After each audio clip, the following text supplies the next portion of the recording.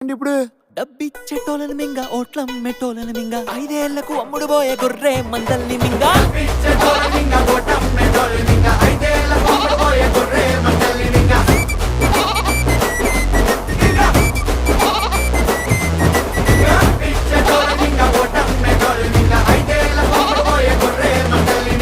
నాన్న మింగడం అంటే ఏంటి నాన్న? ఇప్పుడు డబ్బులు తీసుకుని ఓట్లు అమ్ముకున్న వాళ్ళందరినీ నమ్మిలి మింగేయాలన్నమాట. నమ్మిలి